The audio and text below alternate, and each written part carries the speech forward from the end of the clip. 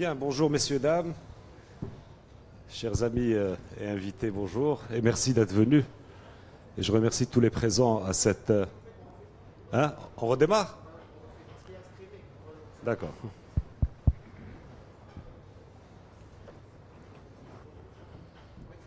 Bien, bonjour, il est 15 heures, donc on démarre à l'heure prévue. Bonjour mesdames et messieurs, et merci d'être parmi nous.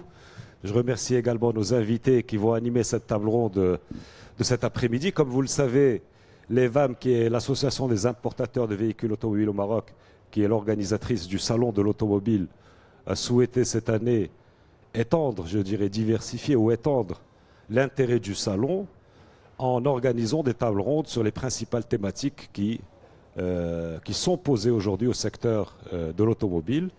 Et donc il y a eu des tables rondes, ça a commencé je pense ce matin, ça va durer plusieurs jours.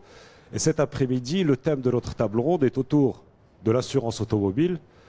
Et donc nous allons parler essentiellement de l'évolution de l'offre de l'assurance automobile et de l'offre en termes de produits, en termes de prestations de services, en termes de relations ou d'expérience de l'assuré. Et également, et nous allons dans un deuxième temps focaliser sur les relations entre les assureurs et les distributeurs automobiles, et notamment sur les partenariats ou les offres existantes, mais surtout ce qu'on perçoit ou ce qu'on prévoit pour les quelques années à venir entre les assureurs et les distributeurs automobiles. Donc pour parler de cela, nous avons 4 invités aujourd'hui. Je vais commencer par ma gauche, puisqu'ils sont tous à ma gauche, donc c'est pratique. Je vais commencer par ma gauche. Simedi Mernissi, qui est directeur de développement à Saham Assurance. Merci Simedi d'être là. Donc une longue expérience dans l'assurance, mais vous aurez l'occasion de nous le démontrer. Séo Frère, qui est ingénieur et expert et depuis quelques décennies, l'un des experts, je pense, les plus compétents et les plus connus de la place. Siassine Lhlo, qui est directeur général adjoint de RMA et qui donc également dans ses attributions s'occupe notamment parmi ses attributions d'assurance automobile. Et Simon Niar, qui est directeur de l'automobile, c'est ça?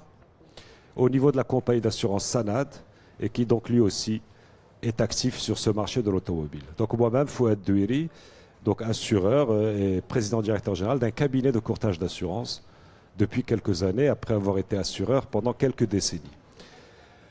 L'intérêt de cette table ronde, je pense qu'on peut, avant de donner la parole à chacun, juste rappeler l'importance de ce secteur de l'assurance automobile au niveau national et au niveau du marché de l'assurance, donc pour les assureurs. Un bref travelling, dans les années 90, en 90 exactement, l'assurance automobile pesait 1,56 milliard de dirhams de chiffre d'affaires, donc de primes.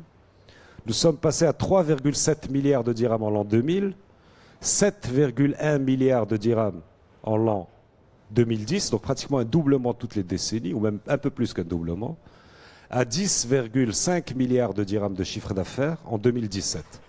Donc c'est un marché très important. On parle de 3,5 millions de véhicules couverts, donc un marché très important, 10,5 milliards de dirhams de chiffre d'affaires, à peu près 28% du marché de l'assurance, tout le chiffre d'affaires du marché, et à peu près la moitié des assurances non-vie. C'est-à-dire si on enlève les assurances d'épargne, les assurances de décès, ce qu'on appelle les assurances vie, eh bien la moitié de l'activité des assureurs se fait en assurance automobile. C'est dire l'importance de ce secteur et de cette branche pour les assureurs. Et évidemment pour les assurés, puisque c'est la branche qui a au bas mot 3,5 millions de clients, puisqu'il y a à peu près autant de clients que de véhicules.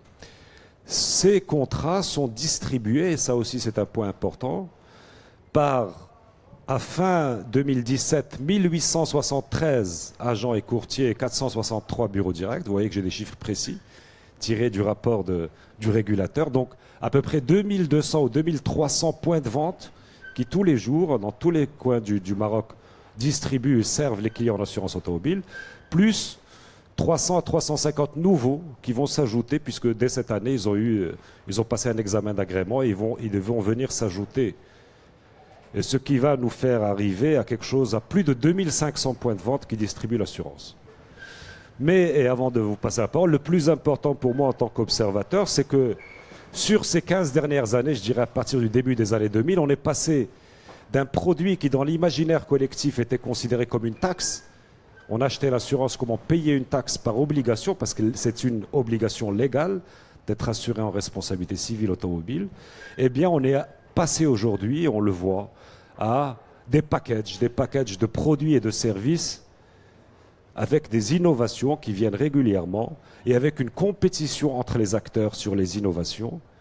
D'ailleurs, le taux d'équipement en garantie, c'est-à-dire le nombre de garanties qu'achètent les clients, a augmenté et augmente dans le temps. Et je pense que même l'état d'esprit vis-à-vis de l'assurance du grand public a évolué très positivement. Eh bien, je m'adresse aux trois compagnies pour une première question. Si Mernissi, puisque je commence par vous, comment expliquez-vous justement les évolutions considérables de l'assurance sur ces 15 dernières années, les grands traits marquants et peut-être à travers quelques innovations majeures qu'a connues le secteur? Je poserai la même question aux deux autres intervenants, donc ne dévoilez pas tout, laissez-en pour vos amis. Je ne sais pas, parfait.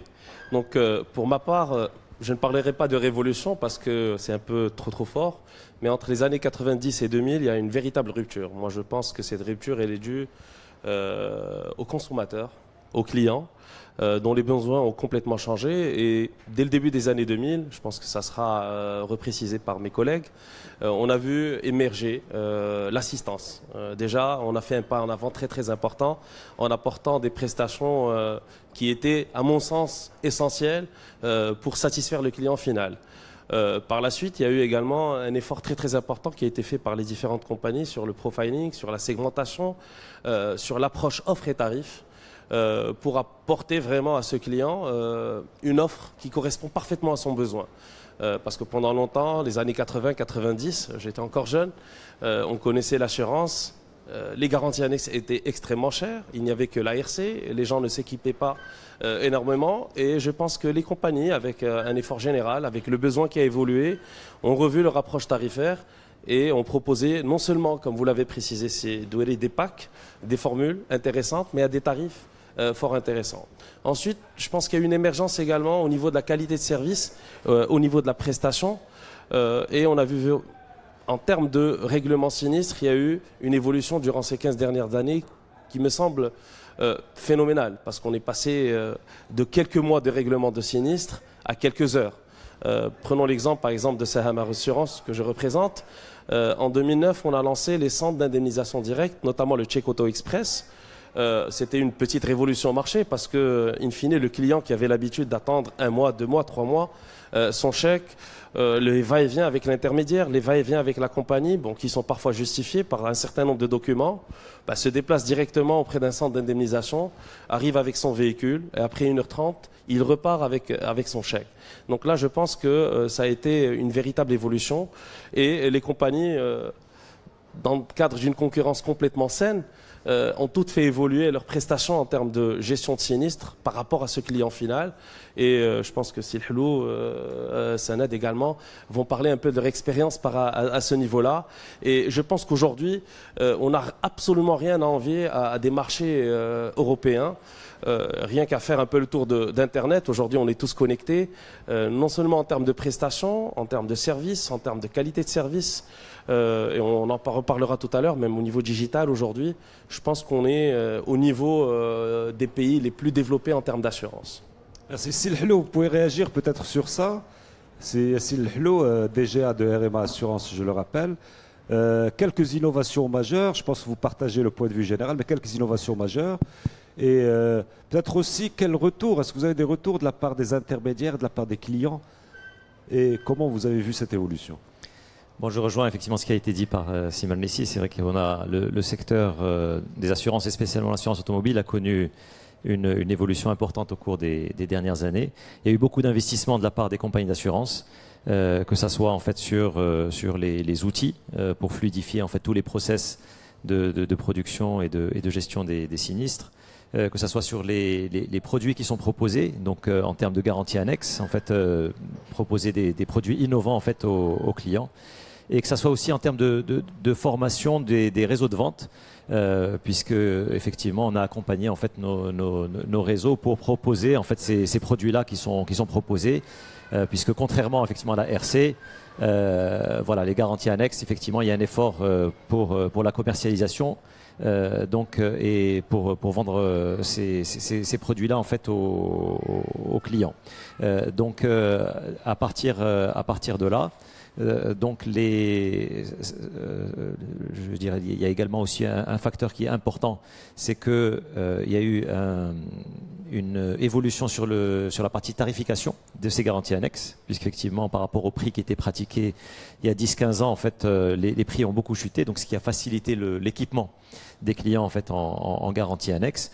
Et, donc ça a permis en fait justement aux clients de bénéficier de plus de services, d'une panoplie disons de garanties plus étoffées, avec les prestations d'assistance également qui ont été enrichies en parallèle. C'est le retour en fait bien sûr des clients et des intermédiaires. On répond en fait à des attentes par rapport à ces prestations, par rapport à des offres plus riches, par rapport à des prestations d'assistance plus riches. On rend en fait davantage service aux clients. L'assistance, effectivement, si on cite l'exemple de l'aide au constat qui s'est beaucoup développée, en fait aujourd'hui, voilà, c'est devenu en fait un réflexe systématique pour n'importe quel client dès qu'il a un accident de faire appel à l'aide au constat. Alors qu'au départ, quand le service a été mis en place... Vous pouvez nous donner quelques chiffres? Combien vous aidez de personnes? Combien vous remorquez de personnes chaque année? Combien vous faites de remorquage? Combien vous assistez? Vous avez quelques chiffres juste pour illustrer? En fait, on a à peu près, c'est-à-dire le taux d'utilisation en fait par exemple de l'aide au constat. En fait, je vais donner un chiffre. C'est de l'ordre de 7% en fait des clients utilisent l'aide au constat pendant l'année. C'est-à-dire c'est une idée en fait du taux, alors que il y a. Donc c'est plusieurs milliers. C'est plusieurs milliers, bien entendu. En fait, je pense à peu près, par exemple, pour l'aide au constat, on doit être à peu près à 40 000 prestations par année. Donc ça montre effectivement que c'est des services qu'on a mis en place pour les clients et qui sont très utilisés. Puisqu'effectivement, c'est un service qui est rendu. De la manière, le remorquage est également en fait en cas d'accident, en fait en cas de panne. Donc c'est un service qui est rendu en fait aux clients. La plupart des compagnies aujourd'hui proposent en fait ces services-là gratuitement. Peut-être dans d'autres pays, c'est des prestations qui sont payantes. Le véhicule de remplacement qui est offert aussi en cas d'accident. Donc tous ces services-là sont faits en fait, répondent à des attentes de la part de nos clients pour les servir au moment en fait où ils en ont besoin. Parlez-nous de ce que vous avez fait dans les puces embarquées, parce que je sais que votre compagnie, vous avez beaucoup travaillé sur ça pour les flottes, c'est-à-dire les entreprises, ou pour les particuliers. Vous pouvez nous dire quelques mots? Absolument. En fait, dans disons, notre démarche d'innovation un peu qu'on soit précurseur sur le marché, on a introduit effectivement au Maroc l'assurance télématique.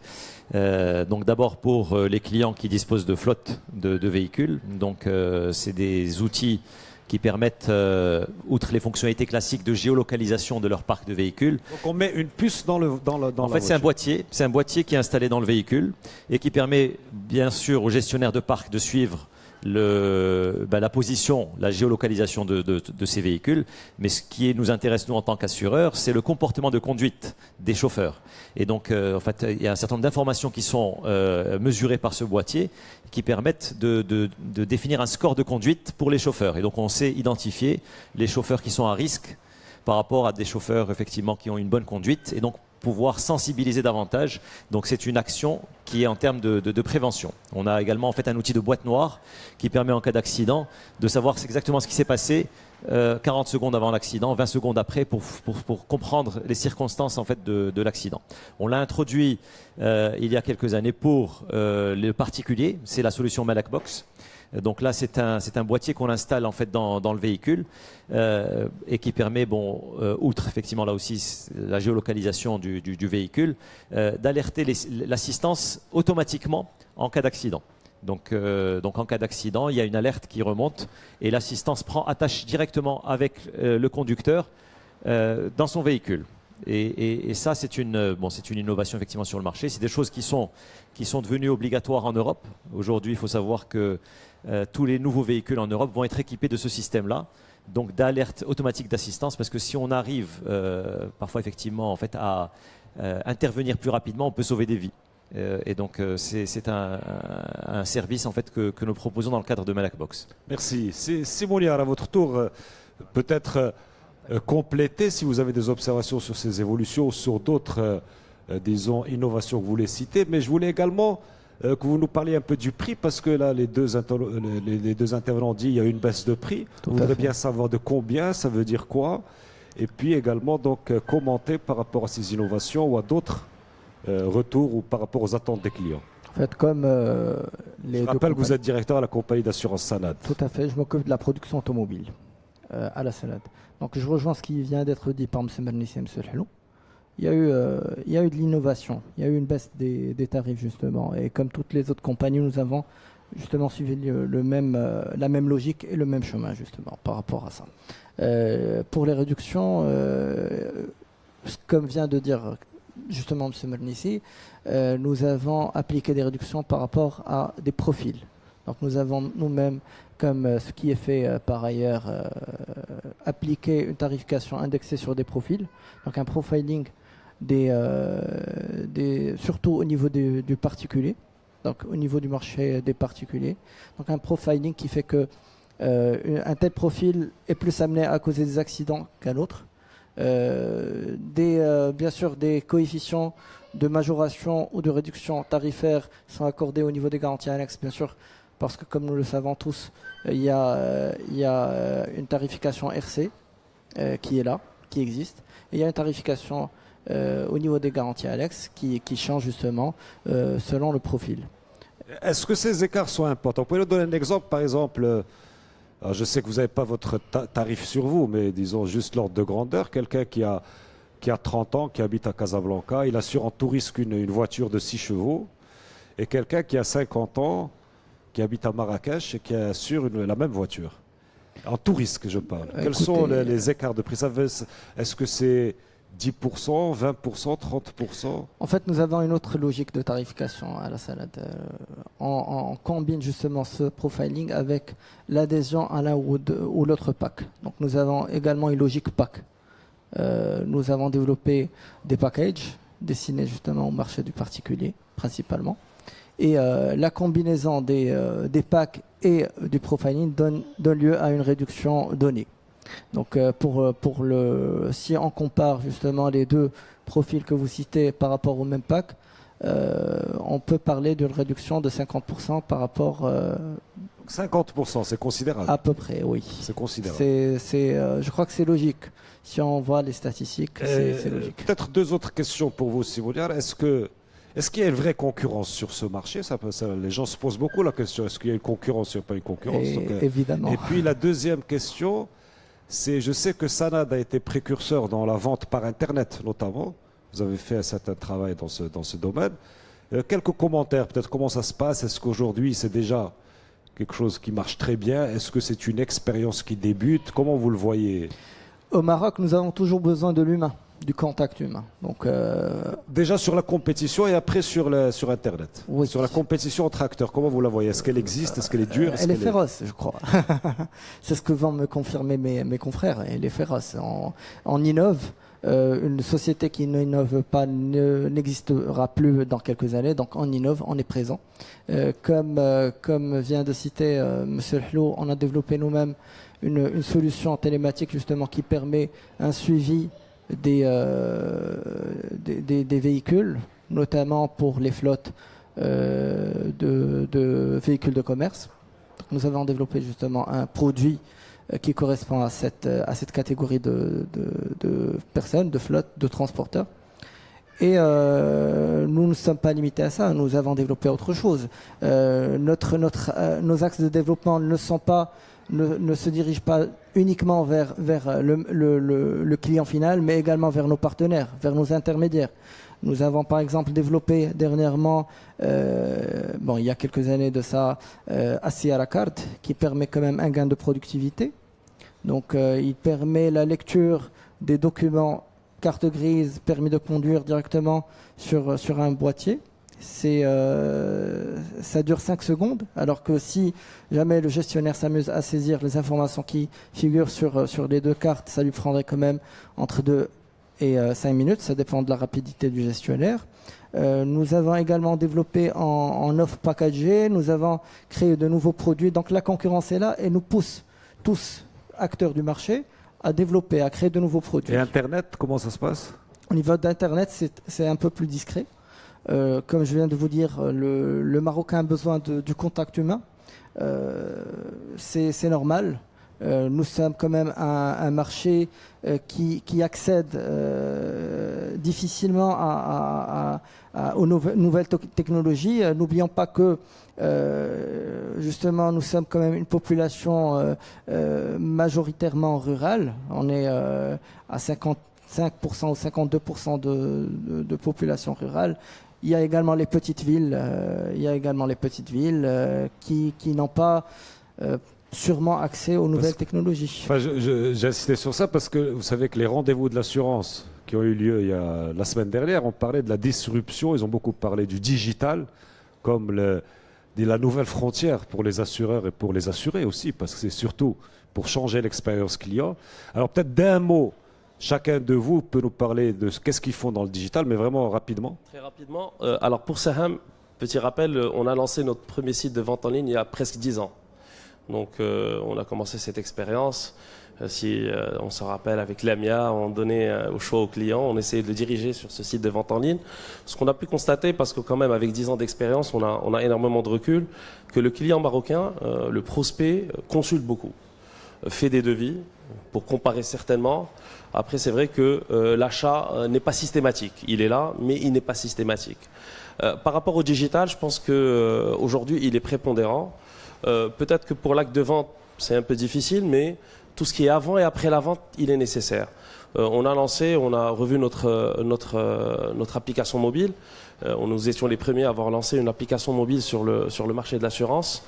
Cette application mobile a été revue plusieurs fois, notamment la dernière version qui permet à nos clients non seulement de consulter leur contrat d'assurance automobile, de faire une prédéclaration de leur sinistre, d'avoir la géolocalisation, ce qui est fortement demandé du dépannage, sachant qu'on peut avoir un sinistre à 3 heures de la nuit, en plein milieu de l'autoroute ou dans une route secondaire. On va appeler un call center d'assistance sur Casablanca le plus souvent et qui va nous dire, bon, un dépannage va arriver. Donc aujourd'hui, avec notre application, on arrive à géolocaliser ce dépanneur et ça nous permet de savoir où il se trouve. Notre application aujourd'hui, elle a été également enrichie d'un certain nombre d'éléments, notamment notre programme Mazaya par rapport à la fidélisation de nos clients. C'est qu'on a un programme de fidélité que nous avons lancé en juin 2013, qui aujourd'hui atteint, je crois, 200 ou 300 000 clients adhérents à ce programme de fidélité. Ce programme de fidélité qui fait partie de la digitalisation est très important pour nous, parce que quand on parle d'assurance automobile, normalement, c'est un contact par an avec le client, quand il n'y a pas de sinistre. C'est le jour où il vient récupérer son attestation d'assurance. Et payer, bien entendu. Avec, en fin de compte, ce programme Mazaya, on essaye d'avoir ce contact régulier au quotidien, parce que grâce au programme Mazaya, on lui apporte un certain nombre d'avantages auprès de partenaires, on lui apporte des points de fidélité, on lui apporte un certain nombre d'informations. Donc aujourd'hui, pour nous, ce programme est primordial. On est vraiment dans une optique de fidélisation du client qui est très très importante pour nous. C'est le hello. Qu'est-ce que vous pouvez nous dire? C'est le hello. Alors, je rejoins ce qui a été dit en fait en termes de digitalisation. Il n'y a pas que le côté vente. Et donc il y a le côté aujourd'hui effectivement service aux clients. Et donc pour ne pas reprendre effectivement tout ce qui a été dit et que nous déployons auprès de notre clientèle, nous avons lancé par exemple en fait tout ce qui est self-care pour le client. C'est-à-dire qu'aujourd'hui le client doit avoir la possibilité de faire un certain nombre de choses lui-même. Et donc on a par exemple lancé la possibilité, le service e-sinistre, qui permet en fait de suivre l'état d'avancement de son sinistre en temps réel.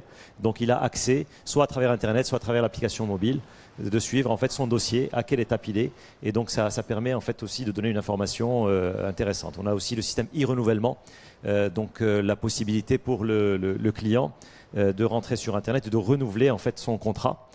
Donc avec un service de livraison de son attestation. Donc bien sûr c'est livraison à domicile. À domicile, en sachant que le renouvellement se fait bien entendu au niveau de son agence ou de son intermédiaire d'assurance directement. Et donc on a un service, disons, de livraison pour lui remettre directement son attestation. On sait que c'est de plus en plus compliqué aujourd'hui de se déplacer, d'aller chercher son attestation, etc. Donc on a développé ce service pour nos clients. Monsieur Mouniar, de votre côté? Je dirais la même chose. Nous aussi, on a développé un programme e-sinistre, justement pour un accompagnement du client pendant son sinistre, donc un suivi au quotidien de l'avancée de son dossier. Nous avons également développé avec un partenaire un site internet pour la vente et donc pour la commercialisation, mais comme vient de dire Monsieur Mernissi et Monsieur Hlou, le Marocain il consulte beaucoup mais achète peu sur internet. Et donc on est comme toutes les autres compagnies très présents sur justement internet, mais dans l'attente d'un retour justement. Ça, ce sont des produits pour le futur et éventuellement. Je sais que nous-mêmes, on utilise peu Internet pour les achats, mais peut-être nos enfants les utiliseront un peu plus. Certainement, certainement. Alors, les assureurs, d'après ce qu'ils disent, tout est beau, il y a beaucoup d'innovation, effectivement, mais on a la chance d'avoir avec nous un expert automobile parce que finalement, quand on achète une assurance, c'est pour le jour du sinistre. Donc le jour du sinistre, on a affaire à un expert parce que c'est finalement le regard et la personne qui doit faciliter aussi, doit évidemment juger, évaluer, mais faciliter la vie du client pour que son sinistre se passe bien. Mais ça dépend évidemment du produit et des services de la compagnie.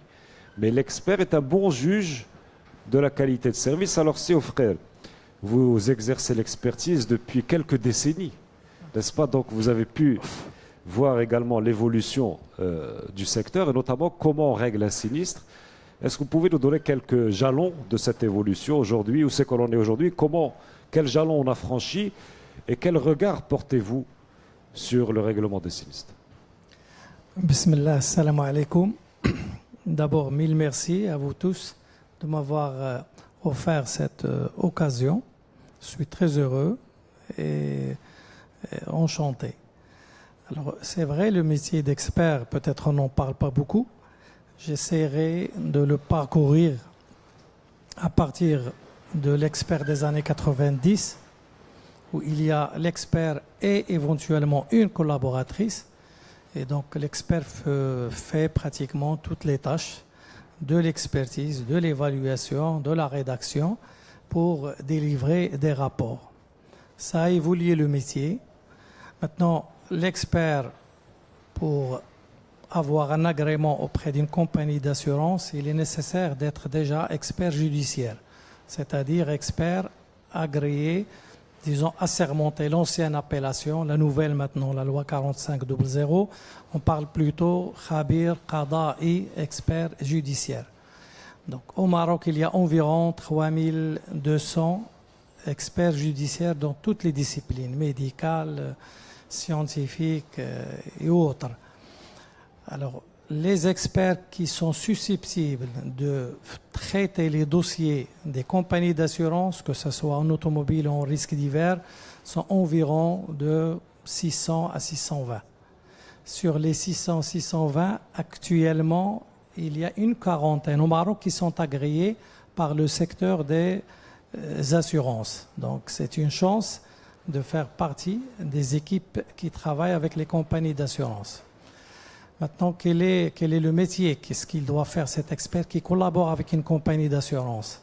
C'est un partenaire de la compagnie d'assurance nécessaire et obligatoire pour la partie sinistre. C'est la partie neutre, donc, qui doit répondre à des critères comme l'assermentation, l'indépendance, l'intégrité, l'intégrité et toujours l'intégrité, et puis le professionnalisme et la neutralité. Par rapport aux compagnies d'assurance et le cas de l'automobile, il y a deux missions. La première, une mission technique de constat des dégâts, d'analyse de ces dégâts par rapport aux déclarations et de sortir avec la partie, le quantum, la limite des sinistres à évaluer. Ensuite vient la partie évaluation du dommage. Donc la première partie qui est une partie technique et qui consiste à faire le constat d'une manière professionnelle sur le véhicule, faire l'analyse technique, la confrontation et dans cette phase où éventuellement on peut déceler des sinistres où il y a des doutes éventuellement. Et les sinistres où il y a des doutes ou entre guillemets fraude seront complétés par la compagnie, par les services appropriés de la compagnie pour soit confirmer que c'est un sinistre frauduleux ou bien un sinistre réel. Et ensuite, délimiter dans cette phase d'étude aux dommages qu'il faut estimer. Il faut bien sûr exclure d'autres dommages. Le véhicule peut avoir plusieurs points de dommage et il faut toujours cette fameuse étude de relation cause à effet. Les dommages qui ressortent des déclarations et qui sont cohérents sur le plan technique. Même si, frère, moi, ce que je voulais que vous insistiez plus, c'est comment le service a évolué. Est-ce qu'aujourd'hui, vous travaillez mieux qu'avant, vous travaillez plus vite, les compagnies sont plus réactives? Parce que finalement, les compagnies nous ont beaucoup parlé d'innovation, mais moi, ce qui m'intéresse, c'est comment ils règlent leurs clients. Donc c'est ça, et ça dépend beaucoup de votre travail ou de la manière dont vous collaborez avec les compagnies. Alors, la partie règlement, c'est la partie de l'assurance. L'expert doit suivre les besoins et le cahier de charge de la compagnie en termes de rapidité, en termes d'évaluation rapide. On va en parler de l'évaluation parce qu'il est extrêmement important. Je vais vous montrer les possibilités d'évaluation où des écarts sont très importants. Et il est nécessaire d'arriver à faire une évaluation juste et équitable. Et c'est certes qu'il y a beaucoup d'évolutions. Si j'analyse les 26 ans d'exercice de métier d'expert automobile avec les compagnies d'assurance, je dirais les années 92 à 95, pratiquement des évaluations faites sur les devis, à la va-vite, c'est rapide, mais il n'y a pas une analyse correcte, une bonne évaluation juste et équitable. Tant que ce prix-là existe sur le marché, il est injecté dans le rapport et ça donne lieu à des évaluations qui dépassent de très loin la valeur réelle et qui ne correspondent pas aux principes indemnitaires. Ensuite, les compagnies se sont intéressées à la partie S, sinistre. Avant, c'était le P, les primes, collecter les primes, et les sinistres fonctionnaient tout seuls. Mais le ratio ne suivait pas.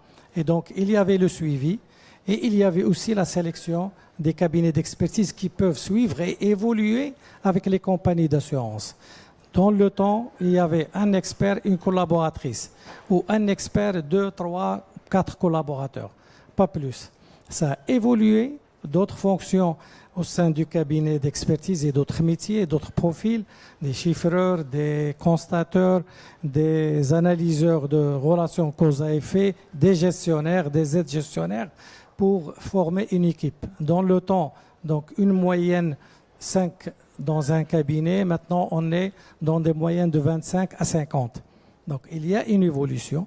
Et également l'utilisation beaucoup de l'outil informatique, et ceci depuis les années 2000-2001. Donc l'évolution, il est là, et les cabinets d'expertise, pour continuer, pour pouvoir travailler avec les compagnies, continuer, doivent évoluer. Alors, et répondre. Quels outils vous utilisez pour évaluer un sinistre précisément? Et parce que j'ai entendu parler d'outils informatiques pour échanger avec les compagnies, des systèmes, disons, sans papier, disons il y a des systèmes sans papier. Comment vous chiffrez, c'est-à-dire pour calculer le coût des pièces à remplacer, etc. Et si vous regardez en 10 ou 15 ans, combien de temps ça prend un sinistre il y a 15 ans et combien de temps ça prend aujourd'hui? C'est ça aussi ce qu'on voudrait savoir. Alors, je commence par le modèle européen. Moi, je vais au Maroc, je ne commençais pas par le Maroc. Parlez-moi du Maroc, ça m'intéresse.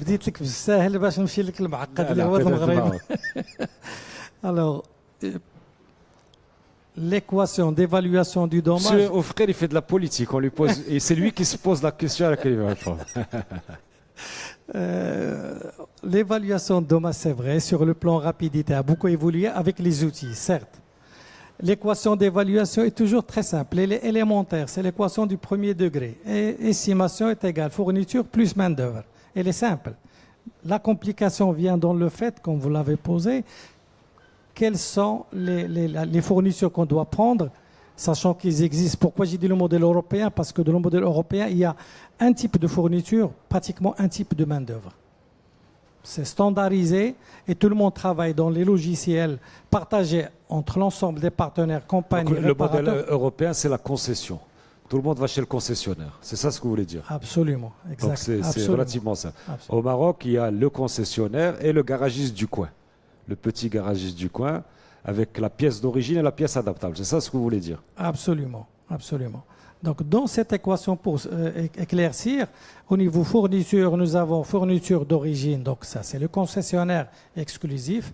Deuxième possibilité, fourniture adaptable par les revendeurs importateurs, qui est un circuit informel avec facture, et ce sont des pièces neuves. Et troisième type de fourniture, c'est la récupération. Et là, c'est large. C'est des moments et autres. Au niveau main-d'œuvre, il y a la main-d'œuvre concessionnaire qui est située aux alentours de 400 dirhams TTC l'heure. Deuxième type, les garages multimarques, garages conventionnés, entre 70 à 100 dirhams l'heure. Garage du quartier du coin, du 60 dirhams l'heure. Donc on comprend rapidement les différentes possibilités pour donner une estimation. Le maximum harmonisé avec les prix fixes, c'est le concessionnaire. Fourniture d'origine, plus main-d'œuvre concessionnaire avec barème, constructeur. Clair. C'est le couple le plus cher. C'est le couple européen. Maintenant, nous avons les possibilités qui permettent d'ailleurs de maîtriser le coût. Sinon, pour les sinistres CID de 6 000 dirhams, la moyenne ne va pas rester sur 17 ans à 6 000 dirhams. Il aurait évolué. S'il est maintenu à notre sens, c'est parce que d'abord, il y a des solutions innovantes, disons, pratiquées par les assureurs, notamment les forfaits, qui donnent lieu à des solutions techniques de redressage pour sauver et maîtriser le coût. Deux, l'utilisation des pièces adaptables et des pièces de récupération. Et une main-d'œuvre, encourager la main-d'œuvre. C'est une question qui intéresse les gens, mais on a beaucoup entendu parler. C'est vrai qu'il y a la question du prix, il y a également la question de la qualité. Et c'est une question qui se pose parce que aujourd'hui, on a entendu parler même d'une initiative de l'administration pour avoir un label de qualité sur les pièces. Parce que quand on va dans les pièces adaptables, il faut effectivement s'assurer de la qualité. Est-ce qu'elles ont le même niveau de sécurité et de qualité que les pièces du constructeur? Et donc, on comprend que qu'il y a une question de coût, mais les assureurs doivent comprendre aussi qu'il y a une question de qualité et il faut trouver le bon compromis entre ces deux choses. Mais en termes de délai, aujourd'hui, est-ce que vous pensez que c'est plus facile, ça va plus vite ou moins vite? Absolument. Depuis toujours, au moins depuis les années 98-99, il y avait un premier logiciel importé par une société marocaine qui intégrait les prix des pièces des concessionnaires et qui également avait intégré les prix des pièces de quelques grands revendeurs de pièces adaptables. Et également, on avait introduit les pièces des prix moyens pondérés des pièces de la récupération. 1. 2. Ce logiciel permettait de grouper les expériences de tous les cabinets d'expertise et donc on trouvait pour une pièce, une fois choisie avec son code constructeur, on trouve le prix du concessionnaire, le prix du revendeur éventuellement et le prix moyen chez l'expert et le prix moyen de tous les cabinets d'expertise au Maroc. Donc c'était une base de données très riche mais qui n'a pas pu continuer. Mais en délai, moi je vous parle des délais de règlement. Aujourd'hui, est-ce que quand vous traitez un dossier, ça va plus vite? Vous bouclez votre dossier plus vite ou moins vite? C'est ça la question que je vous parle. Parce que le client, lui, ce qui l'intéresse aussi, c'est que ça aille vite. Pour les procédures rapides, notamment les forfaits, c'est très rapide. C'est dans l'heure qui suit, le rapport est traité sur le logiciel et les communiqués immédiatement. Dans l'heure? Dans l'heure, des fois même moins. Dans les procédures classiques, qui consistent à faire un suivi pendant et après pour des gros dossiers, là, ça prend le temps de la réparation. Et puis, nous avons 48 heures maximum, quelle que soit l'importance du dossier, pour déposer notre rapport, après la fin des travaux. D'accord. Donc, j'ai compris. Donc, il y a deux catégories. En gros, les petits dossiers réparation rapide, où là, le rapport est fait dans l'heure, et les dossiers classiques, donc plus importants, où là, vous déposez le rapport dans les 48 heures de la fin des travaux. Bien sûr, une fois que les travaux sont terminés, pour pouvoir évaluer le coût total. Très bien, merci Séo frère. Si je peux me permettre, là, je termine encore hier. Un point. Est-ce que vous avez une recommandation pour améliorer? Qu'est-ce que vous pouvez nous dire? Il y a une chose ou deux que vous souhaitez pour améliorer le traitement Alors, pour améliorer dans le sens du client. Parce que c'est ça qui nous intéresse. Améliorer le Même délai. s'il n'y a que des assureurs. Mais ce qui nous intéresse, c'est comment améliorer. Non, il n'y a aucun pour le client. problème. C'est un débat ouvert pour qu'on puisse échanger ensemble. Dans quelle orientation améliorer le délai ou améliorer une maîtrise de coût? Améliorer l'expérience du client. Parce qu'il faut. C'est ça ce qu'on vous demande. C'est-à-dire comment le client va être plus convaincu, plus heureux. Après, est-ce que vous avez des suggestions pour. Alors, ça veut dire faire plus vite et être plus convaincant. Notre objectif commun, satisfaction client, maîtrise des délais, maîtrise des coûts. Mais je pense que ça veut dire qu'il y a encore du travail à faire là. Si vous ne m'avez pas répondu tout de suite, c'est qu'il y a encore du travail à faire. si je peux rajouter quelque chose, c'est qu'aujourd'hui, je pense qu'on a réussi à surprendre le client. Je vais m'expliquer. Aujourd'hui, le client, quand s'il a un sinistre, aujourd'hui à 14 heures, il va faire appel à son assisteur qui va arriver sur les lieux, qui va prendre des photos. Nous avons une formule qu'on appelle le AD, l'expertise à distance. Vers 17 heures, le client va recevoir un appel téléphonique et on va faire une proposition d'indemnisation. Quand on a lancé ce processus il y a un peu plus d'un an, on a eu des appels d'intermédiaires qui nous disaient bon, le client n'y croit pas, il a l'impression que c'est un appel, c'est une radio qui l'appelle, c'est peut-être un joke, c'est une blague. Et au fur et à mesure, les clients ont constaté que c'était du sérieux. C'est qu'aujourd'hui, on surprend le client par le fait qu'en 2-3 heures, on l'appelle. S'il accepte l'indemnisation, il reçoit son chèque dans les 24 heures auprès de son intermédiaire. Donc je pense qu'on a fait un chemin extrêmement important. C'est qu'aujourd'hui, on est même proactif. On n'attend pas que le client aille en agence ou auprès de son cabinet de courtage. C'est dès l'acceptation uniquement par téléphone, il reçoit son chèque le lendemain. Et certainement, on ira encore beaucoup plus loin. Il recevra un virement à effet immédiat sur son compte bancaire dès qu'on aura les éléments entre les mains par rapport à son RIB. Très bien, super. Alors, on va focaliser, si vous le voulez bien maintenant, sur la relation avec les distributeurs. Parce qu'on est quand même au salon de l'automobile. Et ce qui nous intéresse, c'est de voir aussi comment un partenariat assureur-distributeur peut améliorer l'expérience client. C'est ça l'objet.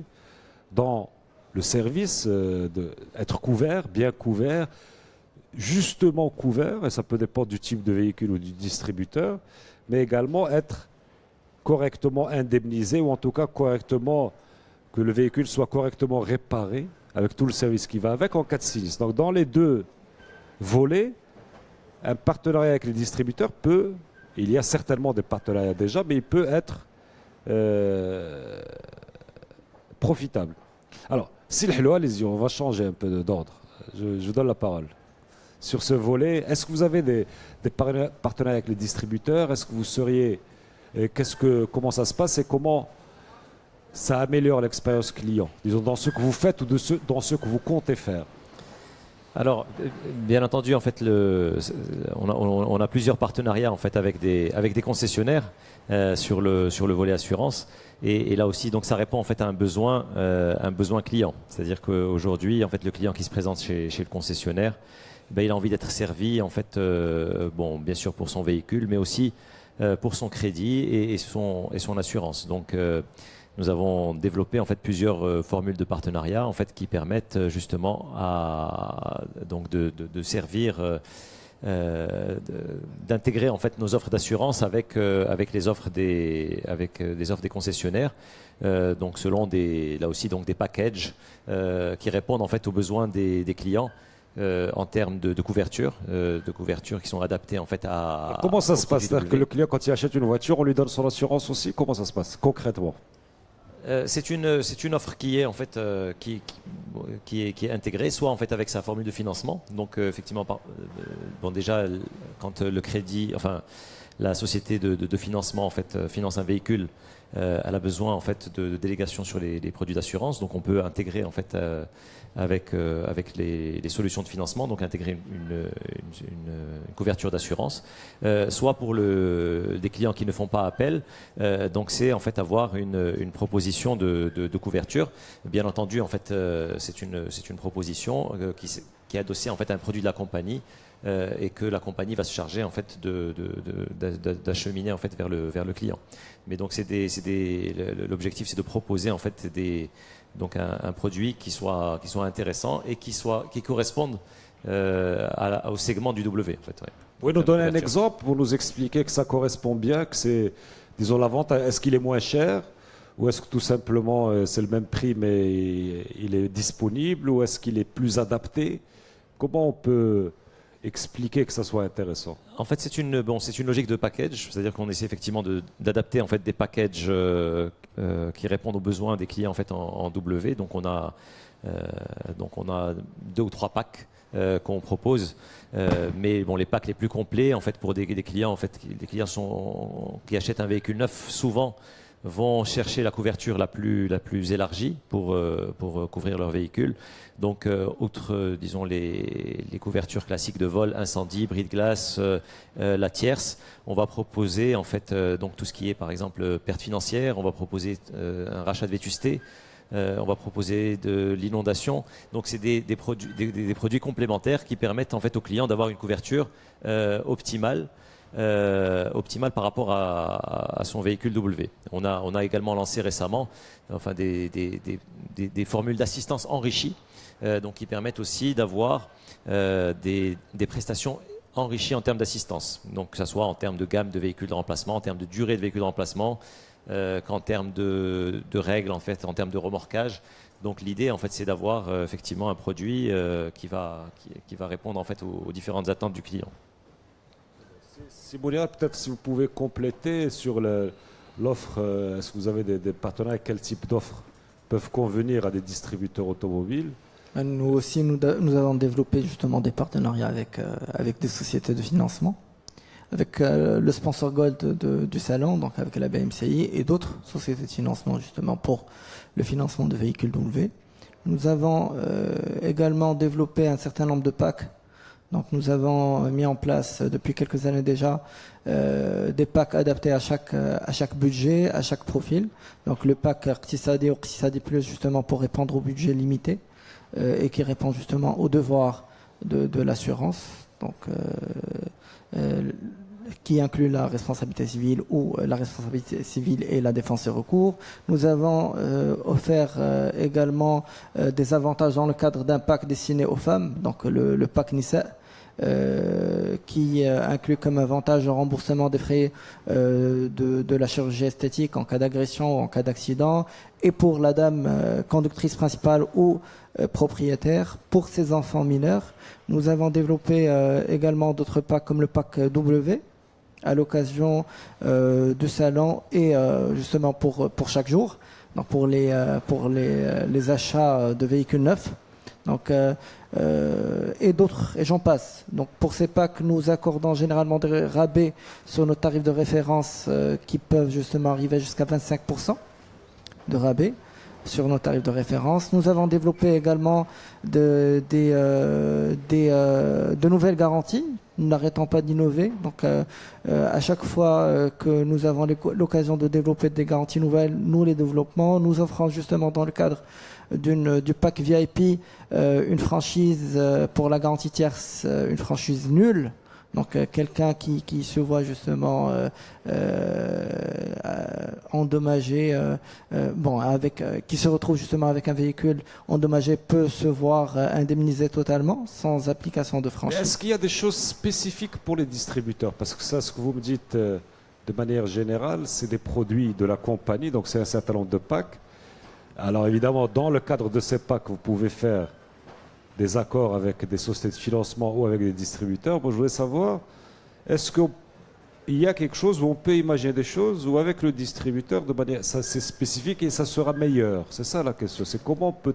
Moi, je sais que Dans un certain nombre de pays, il y a des formules d'assurance qui sont différentes et qui sont parfois adaptées vraiment au type de véhicule. On n'assure pas une Ferrari comme on assure une Fiat, etc. J'imagine, disons, à première vue. Ah oui, C'est ça la question que je vous pose. Est-ce que quelque chose qu'il y a. adapté aux distributeurs, est-ce qu'on peut imaginer des collaborations plus fructueuses? En fait, comme je viens de vous dire, nous avons fait le choix de développer des partenariats avec des sociétés de financement, parce que nous estimons que c'est la source des souscriptions, la source principale des souscriptions. Actuellement, presque la majorité des véhicules sont achetés à crédit, donc ça passe principalement par des sociétés de financement, par des banques, par des crédits bancaires. Donc nous avons fait ce choix, nous avons développé des partenariats justement en accordant des réductions très importantes sur les garanties qui existent déjà, Nous avons créé de nouvelles garanties pour être en phase. Et donc nous avons dernièrement lancé le bris de rétroviseur, des miroirs des rétroviseurs, le vol séparé des rétroviseurs, d'autres garanties comme le rachat de la vétusté qu'on applique aussi bien pour la RC que pour les garanties annexes. Donc nous n'arrêtons pas d'innover, nous innovons et que ce soit à l'occasion du salon bien sûr parce que c'est l'événement phare qui est là tous les 2 ans et qui permet justement de booster les ventes, que ce soit au niveau des concessionnaires ou au niveau des assureurs. Mais nous n'arrêtons pas d'innover, de développer. C'est en innovant que nous continuerons à exister et que nous allons servir au mieux nos partenaires et également nos clients. Peut-être la même question, mais je voulais insister un peu plus. Est-ce que vous vendez de l'assurance dans le point de vente? Est-ce que vous avez un bureau dans le point de vente chez un concessionnaire? Je vais y répondre à la fin ou je peux y répondre dès maintenant? Non. Comme vous voulez. Voilà, aujourd'hui, non. Au sein du point de vente, non. Par contre, en ce qui nous concerne, par rapport aux concessionnaires et revendeurs de véhicules, nous disposons de plusieurs partenariats et à chaque fois qu'on a un partenaire, on travaille sur 3 volets. On travaille sur le premier volet, c'est le volet offre. Parce que, comme l'a précisé Silhou, il y a des spécificités en fonction du distributeur, parce qu'il y a une segmentation, il y a une cible, il y a une CSP, et même au niveau de chaque distributeur, il y a une segmentation différente. Il y a les véhicules à 150 000, la citadine, le véhicule haut de gamme, le SUV. Donc on travaille sur la partie offre. Donnez-nous un exemple. Comment vous faites? Donnez-nous un exemple. Comment on fait dernièrement, donc, pour ma part, on a géré avec les équipes un partenariat avec un concessionnaire. Donc le concessionnaire nous remet le tarif de l'ensemble des véhicules, de l'ensemble des modèles. Et on se base sur ce tarif-là, sur cette valeur à neuf, en fin de compte, par modèle, et on essaie de faire un montage d'une tarification segmentée par rapport aux besoins du client, du concessionnaire, et d'un commun accord avec le concessionnaire pour arriver à un tarif qui soit compétitif. Et c'est le deuxième volet sur lequel on travaille également avec lui, parce qu'on a quand même une mutualisation de risques. On ne vend pas 1, 2, 3 véhicules par-ci par-là, mais là on discute d'un volume relativement important et on arrive également à mettre en place un tarif très très compétitif. Malgré le fait qu'on sait pertinemment que le véhicule W, quand il y a le sinistre, et c'est Offrer peut le confirmer, et comme l'a précisé Silhou, il y a le rachat de vétusté, donc il n'y a pas d'application de vétusté et souvent le coût du sinistre matériel, le coût du sinistre moyen est relativement élevé. On arrive quand même à travailler sur ce tarif-là. Troisième point qui est encore beaucoup plus important que les 2 premiers, c'est sur la partie prestation sinistre. Aujourd'hui, chez Saham Assurance, avec nos partenaires, quand le client a un sinistre, client qui est intégré dans cette convention, du moins avec le concessionnaire, bien sûr, il fait appel à notre plateforme de gestion de sinistres par téléphone, le 3434, qui gère aussi bien le service client que la gestion des sinistres, que les réclamations. Dès qu'il fait appel à cette plateforme, un dépanneur vient le chercher systématiquement et le véhicule systématiquement est redirigé vers le concessionnaire le plus proche, du moins le garage du concessionnaire le plus proche. Dès l'arrivée du véhicule, les employés du concessionnaire, notamment ceux du garage, vont prendre les photos du véhicule qu'ils vont transmettre à l'assureur via une plateforme de gestion de sinistre qui se trouve au sein de la compagnie. Dès la réception des photos, il y a une évaluation qui est faite avec nos partenaires experts et dans l'heure, nous envoyons un montant d'indemnisation. Si le client est d'accord, si le garage est d'accord, si l'ensemble des parties sont d'accord, on donne le OK et le garage agréé, ou du moins le garage, nos partenaires concessionnaires commencent les travaux. Au même moment, notre client repart avec le véhicule de remplacement au sein de la concession. Donc, in fine, pour le client final et pour le concessionnaire, c'est une satisfaction totale. Le client, en quelque sorte, n'a pas de relation directe avec son assureur parce que tout se fait au sein de la concession. Le concessionnaire est satisfait dans la mesure où il a obtenu un accord dans un délai extrêmement rapide et d'autant plus que le client part avec son véhicule de remplacement. Il obtient un accord sur la base d'un devis. Bien sûr, sur la base d'un devis. Après, bon, il y a tout le process qui est là côté expert, mais on a réduit les délais. Les premiers délais, on les a réduits de 2, 3, 4 jours. Donc c'est énorme, notamment face à un client qui est souvent un véhicule W, un véhicule tout neuf. Il y a de l'émotif, il y a de l'émotion, il y a quand même il y a énormément d'éléments qui rentrent en considération. Et quand le client est pris en main très très rapidement, bah, il est satisfait. On le fidélise nous en tant qu'assureur, mais également le concessionnaire en tant que vendeur de véhicules. Silhlou, vous avez peut-être un éclairage différent ou un complément par rapport à ça, par rapport à ce type d'intégration. Parce qu'effectivement, là, on voit une intégration puisque c'est chez le concessionnaire que tout se passe. Donc, à la limite, c'est un circuit court pour le client parce qu'il amène sa voiture et puis après, ça y est, il n'a plus de problème, disons. Non, absolument. C'est-à-dire que c'est un partenariat, effectivement, bien entendu, qui doit se faire dans les deux sens puisque on offre en fait un produit en amont. Et donc il y a un retour en fait en termes de service après-vente, en fait une prise en charge qui est accordée en fait au client avec des prestations améliorées sur place, comme le véhicule de remplacement. Donc on couvre l'ensemble de la chaîne depuis la vente et puis en cas de sinistre, en fait il va être pris en charge par le concessionnaire. Donc c'est un partenariat qui doit être effectivement global dans les deux sens, mais avec bien entendu un souci de maîtrise de la sinistralité. Parce qu'effectivement, c'est un segment W, il a une sinistralité plus importante. Les gens, effectivement, ils ont un véhicule récent, donc ils sont à cœur de réparer en fait le moindre petit bobo, etc. Peut-être quand le véhicule a 2-3 ans, bon, on ferme les yeux sur certains petits chocs qu'on a sur le véhicule. Mais la première année ou la deuxième année, on est très à cheval, donc il y a une consommation plus importante, une fréquence, disons, de sinistres qui est plus importante. Donc c'est important d'avoir avec le concessionnaire un partenariat qui va dans le sens de la maîtrise des coûts, parce que sinon en fait on va se retrouver avec un contrat qui est déséquilibré. Et on va en fait payer plus de sinistres que donc c'est important que le concessionnaire soit engagé aussi avec l'assureur sur une démarche de maîtrise des coûts, donc c'est-à-dire de privilégier en fait la réparation quand la pièce peut être réparée et ne pas en fait avoir systématiquement du remplacement de pièces. Et donc les partenariats qui sont fructueux entre assureurs et concessionnaires passent par cette maîtrise des coûts, du coût moyen de réparation. Si on n'a pas cette maîtrise, en fait, on a un partenariat qui est déséquilibré et une sinistralité qui est plus importante. C'est vrai que quand on regarde ça, ce qui vous unit, c'est que vous avez les mêmes clients. C'est quand même fondamental. Donc après tout, le client du concessionnaire, c'est le client de l'assureur. Et inversement, hein.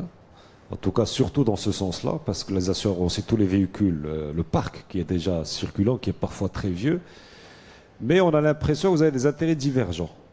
Parce que moi, quand j'entends les distributeurs, ils disent « Oui, mais il faudrait que les assureurs baissent les prix pour encourager les gens à s'assurer davantage et pour avoir plus de succès dans les offres. Et on voudrait pouvoir commercialiser des offres moins chères, éventuellement pour justement encourager. » Et quand on entend les assureurs, ils disent « Oui, mais les véhicules W, ça coûte très cher. Donc on perd de l'argent quand on assure un véhicule W. » Donc il y a quelque part une contradiction. Comment on peut gérer cette contradiction? Comment on peut... Parce que finalement, je pose la question peut-être à l'expert, parce que finalement c'est lui qui est un peu dans une position arbitrale dans les coûts. Quand on amène sa voiture chez un concessionnaire, on va réparer au tarif du concessionnaire. Mais si on l'amène ailleurs, on va réparer peut-être un tarif plus bas, mais peut-être moins bien. Alors comment sortir de cette contradiction? Effectivement, le souci permanent, maîtrise du coût, veut dire, comme déjà mentionné par Silhlou, essayer de réparer ce qui est réparable et autorisé par les techniques de réparation. On voit qu'il y a beaucoup d'évolutions. Exemple, les véhicules qui coûtent cher et sont en matériaux nobles, notamment alliage d'aluminium, qui dans le temps, juste des petits chocs, il faut changer la pièce, la porte ou l'aile ou toute pièce, directement le changement. Il y a beaucoup d'évolutions et on a suivi des formations chez les concessionnaires, sont nommés lesquels au Maroc, où on nous a démontré clairement, et même aussi en Europe, que c'est possible de faire des réparations pour un certain nombre et pour un certain degré de dommages. Donc il faut aller vers ce sens, essayer de sauver et de réparer ce qui est réparé conformément au barème et en concertation avec le cabinet d'expertise. 1. 2, c'est, je pense, l'axe aussi important par rapport aux pièces. On sait que les concessionnaires n'autorisent pas, ne peuvent pas mettre des pièces en dehors des pièces d'origine. Ils sont sur les pièces d'origine. Il n'y a pas de, ils ne peuvent pas mettre des pièces adaptables ou des pièces de récupération. Mais peut-être avec l'idée de tout à l'heure, Monsieur le ministre Moulay Hafed, qui est celle de le dernier programme Salamatouna, qui consiste à avoir un circuit pour labelliser des pièces avec un prix moins. Je pense aussi que c'est une orientation qui est sûrement sera acceptée par les concessionnaires. Donc des pièces, disons, labellisées, conformes et qui ne présentent pas de danger. Là, il faut aussi séparer, s'il vous plaît, deux grandes familles de pièces au niveau des véhicules. Les pièces qui sont liées à la sécurité active et passive et les autres pièces. Les pièces liées à la sécurité active, ce sont les pièces liées au mouvement du véhicule, la liaison avec le sol, donc tout ce qui est train avant, tout ce qui est train arrière, amortisseur, biellette, fusée, les pièces de mouvement, donc sécurité active du véhicule. Et la sécurité passive, ce sont les airbags notamment. Donc ces pièces-là, on n'en parle pas, elles doivent être neuves, d'origine, ou au moins labellisées. Les autres pièces, et c'est là où il y a beaucoup, dans les sinistres, c'est la carrosserie, des pare-chocs, des portes, etc. Il n'y a pas de sécurité ni active ni passive. Ils ne présentent pas de danger. Donc avec des prix des fois la moitié, des fois moins, pourquoi ne pas choisir ces pièces? Donc des pièces labellisées, je pense, au niveau des concessionnaires, serait une bonne voie d'amélioration de maîtrise du coût. Je crois qu'il y a là un problème de garantie du concessionnaire. Parce que normalement, pour garder la garantie concessionnaire, nous devons justement soit conserver les pièces d'origine et donc ne pas ramener notre véhicule neuf pendant la durée de garantie chez un garagiste. Parce que s'il découvre justement que ce véhicule a été réparé chez un garagiste, la garantie concessionnaire tombe à l'eau. Je vois que c'est ça la contrainte. Est-ce qu'on ne peut pas penser que, comme c'était le cas en assurance automobile, où grâce à la baisse de prix, une baisse de prix significative, on a de plus en plus de gens qui s'assurent, vous voyez quand même que le chiffre d'affaires a explosé parce qu'il y a plus de véhicules, mais il y a aussi les garanties sont plus nombreuses. C'est-à-dire, avant, il y avait 10% de gens qui avaient une assurance vol. Aujourd'hui, il y a 50% de gens qui ont une assurance vol, je crois. Hein. Je donne les chiffres de mémoire. Je ne suis pas compagnie, donc je n'ai pas les chiffres précis. Mais c'est à peu près ça. Donc, on donne accès. Ça, c'est comme le téléphone. Vous vous rappelez, le téléphone, le mobile, quand il est sorti au début, il était très cher. Et puis, avec la baisse des prix, maintenant, on a 40 millions de puces, quoi, de numéros en circulation pour 35 millions d'habitants. Donc, il y a cet effet de masse. Alors, on ne va peut-être pas aller au prix du mobile, parce que ça serait beaucoup trop beau. Mais il y a cet effet de masse qui peut... Alors comment arriver à massifier, c'est-à-dire à faire en sorte que à la fois le client soit satisfait par une réparation, parce que l'expert nous dit que la réparation chez le distributeur, elle est garantie, elle est de bonne qualité. Donc c'est quand même... on doit toujours viser l'excellence en matière de qualité. Et le circuit informel, etc., n'est pas l'avenir du Maroc. L'avenir, c'est le distributeur, parce que c'est ce qui est, en tout cas, où c'est le professionnel. Ils sont distributeurs ou le professionnel d'un certain niveau de qualité. Et on ne peut pas, effectivement, ni pour les pièces de sécurité, ni pour les autres, accepter ce qui n'est pas homologué, ou en tout cas avec un niveau de qualité, un niveau de garantie. Je crois que les assureurs ne devraient pas l'accepter, et les distributeurs, évidemment, non plus. Mais Ça veut dire, si j'ai bien compris, que est-ce que les distributeurs ne pourraient pas faire aussi des efforts importants sur le prix des pièces de manière... Mais est-ce que ce partenariat gagnant-gagnant est possible? C'est-à-dire, est-ce que les assureurs seraient prêts à orienter tous leurs véhicules vers les concessionnaires si ceux-ci baissent leur prix, les prix des pièces de manière significative et avoir un effet? Parce que si on fait un deal sur les volumes, peut-être que c'est jouable. Et on sort de ces problèmes d'aller chez le petit garagiste, de commencer à chercher des pièces à la fourrière, etc. Qu'est-ce que vous en pensez? Allez, Simoniar. Déjà chez nous, à la Sanad, nous privilégions le placement de la garantie tierce, par exemple, en valeur à neuf. Donc la base de calcul de la garantie tierce se fait sur la valeur à neuf du véhicule. Donc il n'y a pas de vétusté. Donc normalement, nous avons fait ce choix pour le dommage partiel de ne pas appliquer la vétusté. Ça, c'est pour une raison de sécurité, justement. Bien sûr, quand on a la possibilité de remplacer la pièce défectueuse par une pièce neuve en cas de défaut, ça joue en faveur de la sécurité. C'est évident. Alors, je suis tout à fait d'accord. Effectivement, le partenariat n'a de sens que si on arrive à en fait avoir une maîtrise une maîtrise. Oui, il faut que les deux parties s'y retrouvent. Voilà, effectivement. C'est parce que sinon, comme je disais tout à l'heure, on a un déséquilibre en fait à un moment ou à un autre.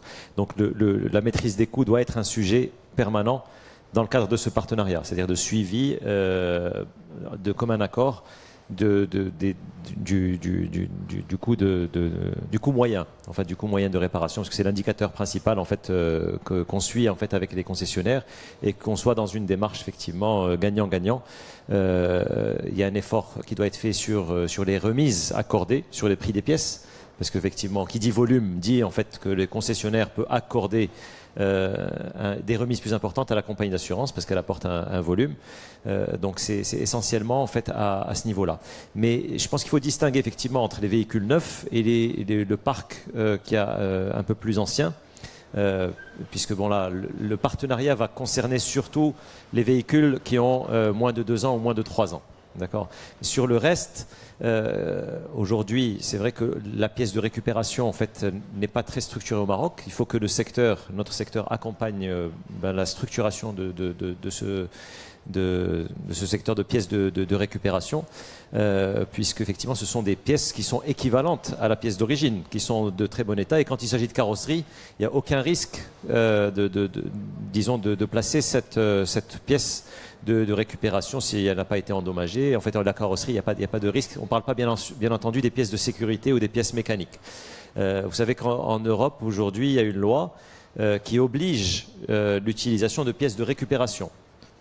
Donc avant d'avoir recours à la pièce d'origine, puisque c'est dans un souci aussi écologique justement en fait ne pas en fait fabriquer des pièces alors qu'on peut réutiliser en fait des pièces de réemploi.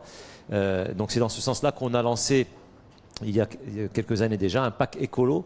Où en fait on va privilégier justement le recours à l'utilisation de pièces de récupération. Bien entendu, ça s'adresse effectivement à des parcs, disons, qui ont peut-être plus de 3 ans d'âge et qui vont en fait, donc on va pas, donc avec un tarif plus intéressant et pour privilégier, disons, la réparation à travers des pièces de récupération uniquement pour la carrosserie.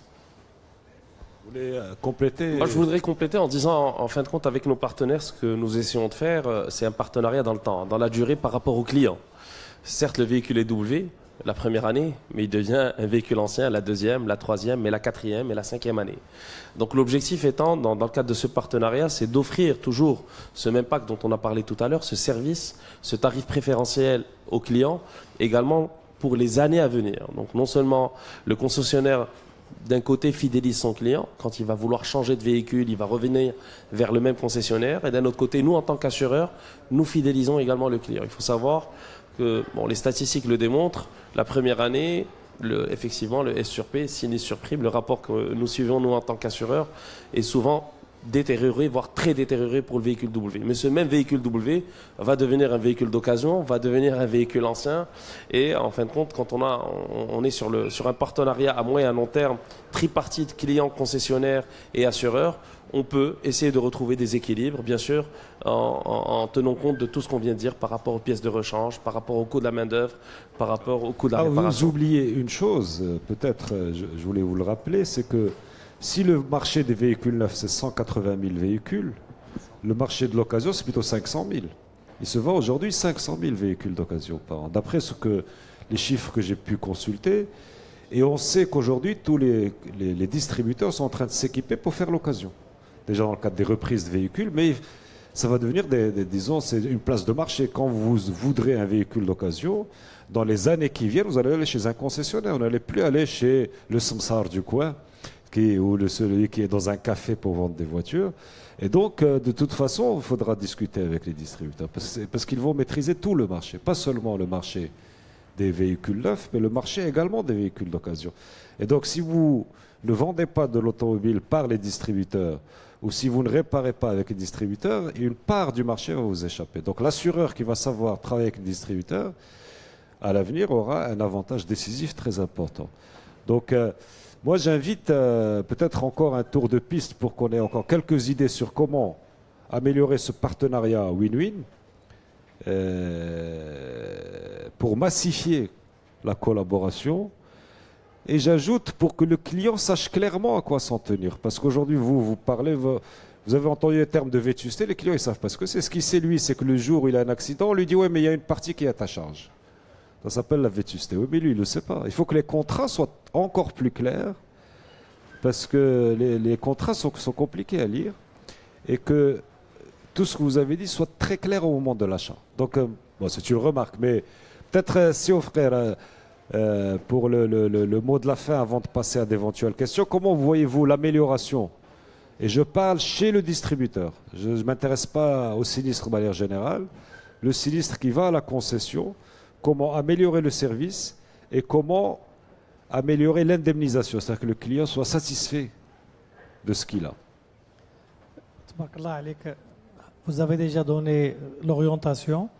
À mon sens, premièrement, une remise plus importante aussi bien au niveau des pièces qu'au niveau de la main-d'œuvre. C'est ce qui se pratique dans le cadre de la convention entre concessionnaires et compagnie. Mais je pense qu'il y a lieu d'aller vers essayer de généraliser, puisqu'ils arrivent à faire du 25%, du 30% sur les pièces et du 15% des fois un peu plus sur la main-d'œuvre. Donc il y a du travail. Avec la massification, je pense que le concessionnaire aussi, ils ont à gagner en accordant des remises sur les pièces.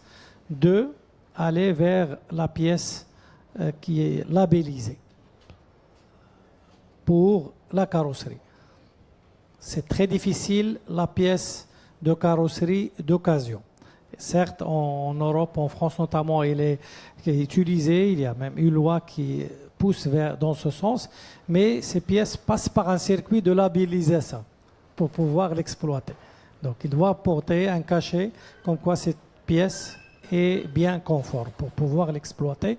Et bien entendu, il y a une meilleure maîtrise du coût. Des fois, ça représente du 40, du 50% de la valeur à neuf.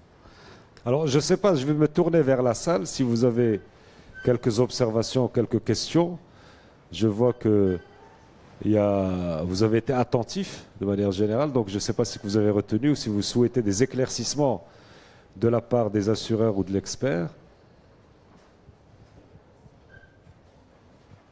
Je pense que tout était clair. Donc, ils ont été très bons. Ils ont été très bons. Donc, bravo, vous avez été très bons. Mais est-ce qu'on peut... chacun de vous, peut-être, pour synthétiser un peu dans cette relation ou dans cette... Si on imagine une reconfiguration du secteur de l'automobile, parce que c'est comme ça qu'il faut... L'EVAM organise une table ronde, donc elle a besoin aussi qu'on lui donne quelques idées sur comment on peut améliorer. C'est ça un peu l'objectif aussi de la table ronde. Et si on peut se projeter dans un marché automobile dans les 3 prochaines années, où les VAM, donc les distributeurs, vont maîtriser la vente du véhicule neuf et une partie importante du marché de l'occasion. Vous savez que sur le marché de l'occasion, je ne vous apprends rien, il y avait un grand problème de TVA qui était posé aux distributeurs qui a été réglé. Donc ils n'ont plus ce problème de TVA. Il reste un problème de mutation de la carte grise qui sera peut-être réglé parce qu'ils ont dématérialisé une partie des processus. Et ils ont les moyens, les équipements, quand vous voyez ce que les concessionnaires, comment ils sont équipés, leurs showrooms, leurs ateliers mécaniques, ils peuvent garantir les véhicules à la vente. Et je sais que quand vous achetez un véhicule d'occasion, eh bien, vous n'êtes pas tranquille si vous ne l'achetez pas de chez un professionnel, quand vous l'achetez de chez, disons, dans la rue, entre guillemets, il y a un risque important. Et les assureurs, ils n'aiment pas le risque. Hein. Ils sont là pour protéger des risques, justement. Donc, alors comment, si on imagine ce marché où demain, les distributeurs automobiles vont maîtriser, allez, 300 000 ou 400 000 ventes par an. Non pas 180 000, mais 400 000 ou 500 000 ventes par an. Et donc, l'essentiel des changements. Et où le client va vouloir être tranquille. Comment on peut avancer pour justement améliorer cette relation de manière à ce que le produit soit adapté? Et peut-être vous aurez l'occasion de dire un mot sur l'assurance de la panne mécanique, je ne vous en ai pas entendu parler. Et pour que le service, surtout, qu'il n'y ait pas de surprise pour le client. C'est ça ce que j'insiste là-dessus. Simoniar. Déjà, l'innovation. Ça, c'est le mot-clé justement pour la réussite de ce challenge. Il y a également justement le développement de nouveaux produits. Nous avons développé depuis le dernier salon de l'automobile du VO, donc du véhicule d'occasion, nous avons lancé la garantie panne mécanique, justement destinée à ce type de véhicule, acheté sur le marché de l'occasion. Vous pouvez nous expliquer un peu ce que c'est que cette garantie, puisque vous avez la parole? En fait, elle garantit un certain nombre de pièces, bien sûr pas toutes les pièces, mais un certain nombre de pièces qui sont susceptibles justement de tomber en panne. Donc le client veut se protéger contre ce risque et choisit justement de souscrire à cette panne. Ceci dit, nous avons développé depuis un an déjà un partenariat. Ça veut dire quand vous achetez une voiture d'occasion, vous pouvez acheter une garantie chez votre assureur qui dit si certaines pièces tombent en panne, je pense les pièces les plus importantes, c'est-à-dire le moteur, la boîte mécanique, le pont, etc. Les grosses pièces, si elles tombent en panne, vous êtes assuré, on vous rembourse. C'est ça? Tout à fait. Bien sûr, ça coûte combien cette garantie à peu près? Je n'ai pas d'idée précise. Quelques centaines de dirhams, je pense. Quelques centaines de dirhams, tout à fait. Je n'ai pas d'idée précise. Par contre, nous avons lancé depuis bientôt une année un partenariat avec un concessionnaire de la place. Donc ça permet justement de se couvrir les véhicules vendus en W à la fin de la garantie du concessionnaire. En fait, si le concessionnaire offre une garantie de 3 ans, nous venons en complément de 2 ans supplémentaires. Et donc, le client se retrouve garanti pendant 5 ans contre la panne mécanique. Tout à fait, c'est une extension que nous commercialisons actuellement justement. Voilà. Ajouter quelque chose, Silhlo? Je confirme effectivement que les assureurs devront accompagner effectivement la mutation des concessionnaires et puis le fait d'étendre la vente à celle des véhicules d'occasion. On attend ça effectivement parce que aujourd'hui c'est un marché qui n'est pas structuré et donc pour le bien des clients c'est bien d'avoir en fait un réseau structuré comme ce qui existe en Europe. Vous achetez un véhicule d'occasion dans une concession, vous avez une garantie sur 12 mois et donc à l'image en fait donc on peut imaginer beaucoup de choses, mettre en place du financement, des produits d'assurance, la panne mécanique, l'extension de garantie. Donc tous ces produits en fait peuvent être imaginés plus facilement avec ce volume-là.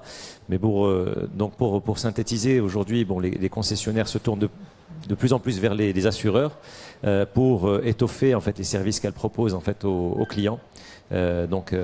Aujourd'hui, le concessionnaire ne veut pas se limiter en fait simplement à vendre le véhicule, mais il veut vendre des services qui sont associés, en fait faire en sorte que l'expérience client, parce qu'on part toujours d'expérience client, soit la plus fluide possible et que quand il achète son véhicule, qu'il ait sur place en fait les solutions pour l'assurance, pour le financement, pour le service, pour l'entretien. Donc aujourd'hui, c'est des offres qu'on voit sur le marché et ça sera de plus en plus le cas à l'avenir. Et donc les assureurs, pour nous, c'est essentiel d'accompagner en fait ce mouvement auprès des concessionnaires. Simon ici, peut-être un mot. Un dernier mot, effectivement, aujourd'hui, à l'ère de la digitalisation, on était au rendez-vous de l'assurance. Aujourd'hui, tout évolue très très très vite. Moi, à mon sens, il faut aller vraiment vers le zéro papier, comme ce que j'ai expliqué tout à l'heure. Tout doit se faire très très très rapidement. Aujourd'hui, c'est pas le plus gros, le plus grand qui avance rapidement, mais c'est le plus agile. D'où un peu ce qu'on a mis en place par rapport à la Digital Lab.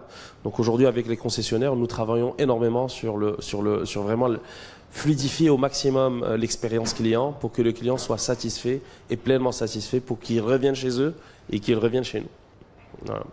Alors, si je peux me permettre d'essayer de synthétiser, si on peut sortir avec 2 ou 3 recommandations de notre table ronde, puisqu'il n'y a pas de questions, mais on peut toujours prendre s'il y a des gens qui veulent, s'il y a des personnes dans la salle qui veulent challenger les intervenants, parce que ce qu'ils ont dit, tout est beau, ils ont fait beaucoup de belles choses, mais je témoigne que c'est vrai.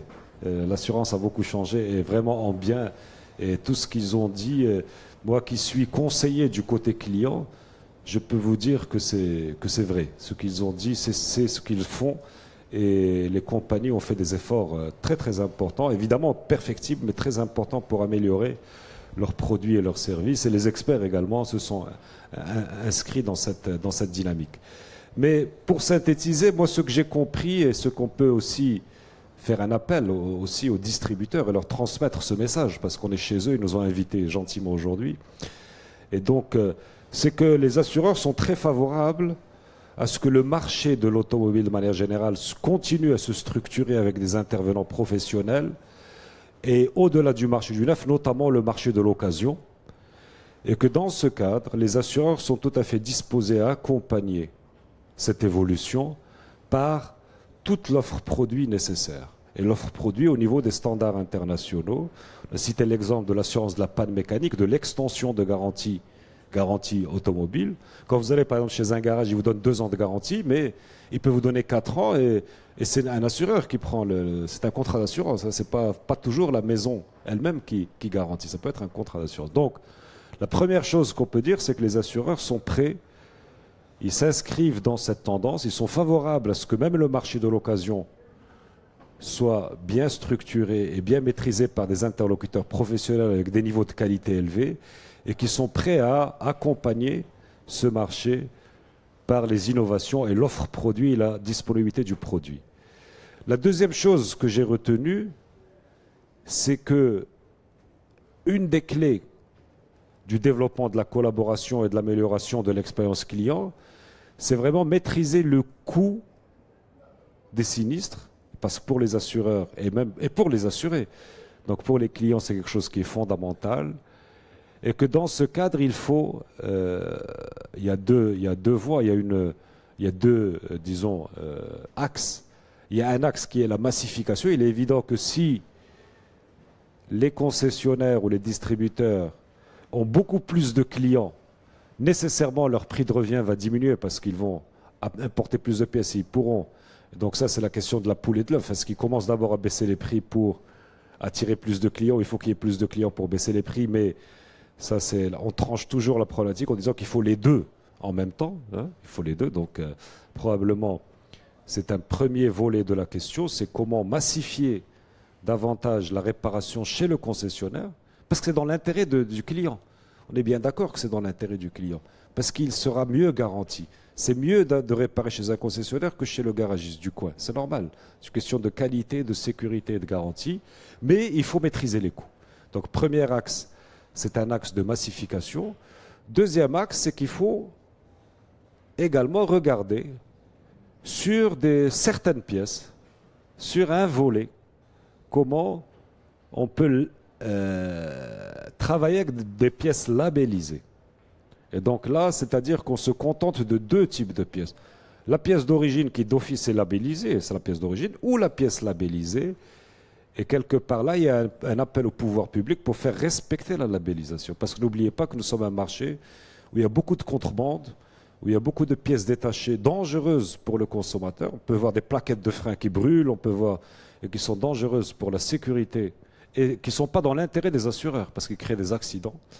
Et donc, la labellisation est quelque chose d'indispensable. Et les assureurs, ils sont appelés à réfléchir aussi comment aider à la labellisation. Moi, j'attendrai de la Fédération des assureurs que de manière officielle, ils disent aux experts, vous n'acceptez plus une pièce non labellisée, qu'il y ait une instruction claire. S'il y a une pièce non labellisée, on ne l'accepte pas, même si elle est plus chère qu'une pièce. Et ça, les assureurs aussi doivent montrer leur volonté d'aller vers la sécurité, et ils sont interpellés à ce sujet. Je pense que c'est un point important sur cette question. Donc, massification, labellisation. Et la troisième chose, peut-être comment améliorer l'expérience client également, c'est la transparence. Parce que les assureurs, en tout cas moi c'est ce que j'ai retenu, je n'ai pas la prétention d'avoir cerné tous les problèmes, mais mon expérience aussi avec des assurés dans l'assurance, c'est ce qu'elle m'a un peu enseigné, c'est que on a parlé, vous avez parlé très brillamment, mais d'un certain nombre de choses que certainement des gens n'ont pas compris. Qu'est-ce que c'est la vétusté, qu'est-ce que c'est donc c'est complexe pour un client. Donc moi ce que j'attendrais, c'est que quand vous allez chez un contrat, chez un garagiste, il va vous dire vous êtes assuré pour tout et vous payez rien, ou vous n'êtes pas assuré pour tout et vous payez quelque chose. Mais il faut que ça soit clairement dit. C'est pas clairement dit aujourd'hui et les gens ne le savent pas. On prend une assurance tout risque et puis le jour où il y a un accident, on vous dit oui mais il y a de la vétusté, il faut vous payer une partie à votre charge parce que la règle indemnitaire, ça c'est compliqué.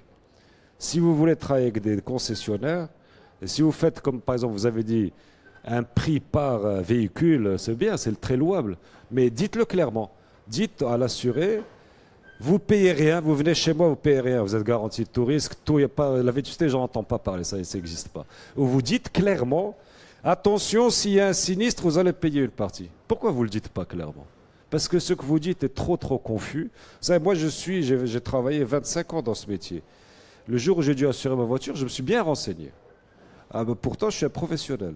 Donc, dans le grand public, il y a peut-être ce troisième appel qu'on peut dire, c'est que les assureurs, et je crois que vous êtes d'accord, vous en tant qu'assureur quand même, vous êtes l'avenir du secteur en tant qu'assureur, c'est vous les dirigeants du secteur et de l'avenir, et je pense qu'on peut vous appeler à travailler avec les concessionnaires avec davantage de clarification et de transparence.